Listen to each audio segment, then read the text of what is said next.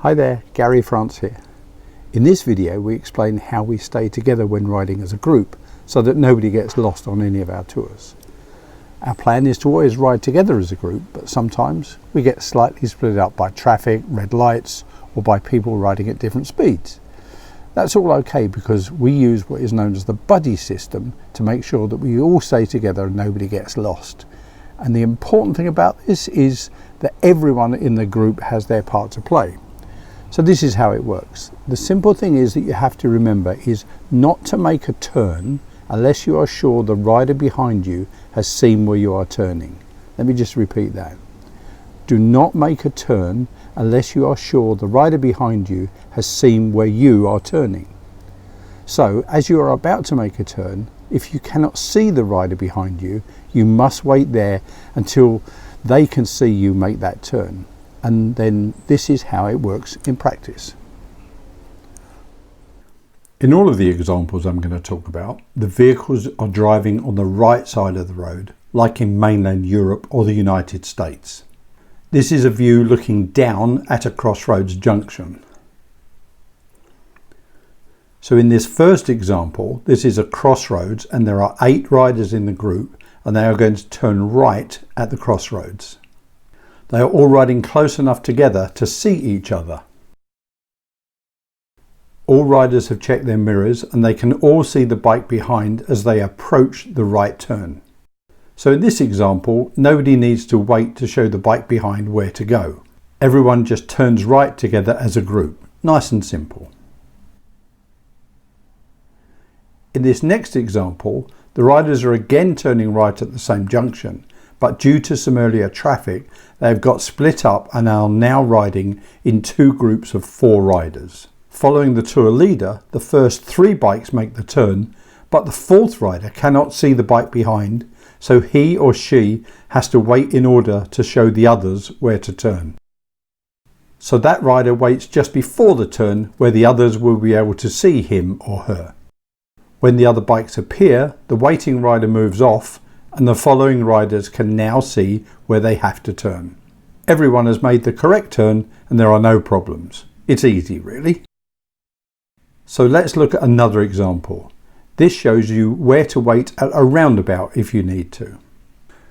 This time all 8 riders are going to turn left at the roundabout, but they've got split up into 6 bikes with another 2 a long way back. So here comes that first group of 6 bikes and the last rider in the group has to wait to show the last 2 riders behind where to turn. The best place to wait for the others is just before the roundabout. So the waiting rider just sits there patiently until the last 2 bikes appear. So when he or she sees those last 2 bikes, the waiting rider moves off, showing the other 2 where to turn. Again, all very easy. Okay, so let's make the next example a little more challenging. Here is a roundabout with more exits, and this is the exit that the group need to take. But to make it even more of a challenge, let's put a lot of trees in the middle of the roundabout.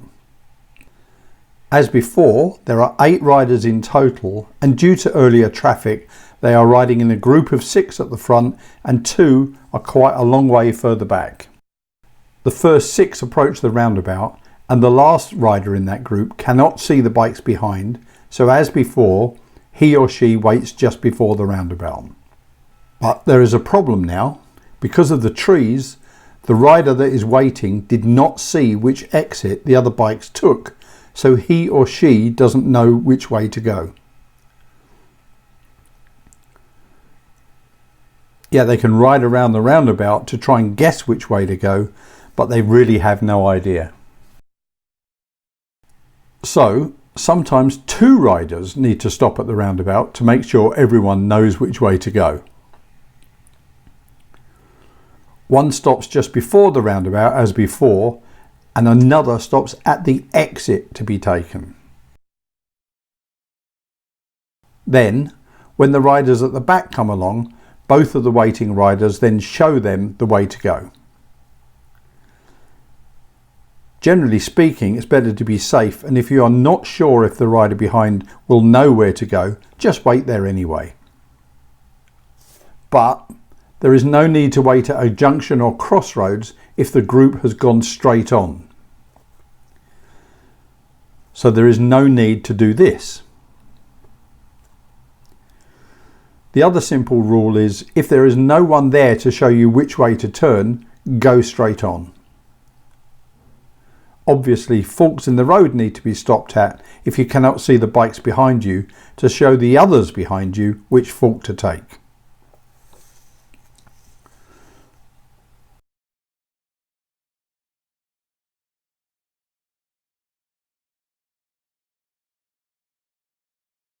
You do not need to keep the bike behind you in your mirrors at all times. For the example here, there are 8 bikes, but 2 are riding at a slower pace than the rest. But there are just bends and no turns to make. Let's look at that again.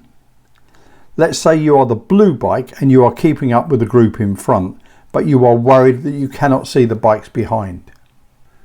There is no need to worry because there are no turns to make, so you don't need to keep the bikes behind in your mirrors. So we are clear, if you are the blue bike, you do not need to ride like this.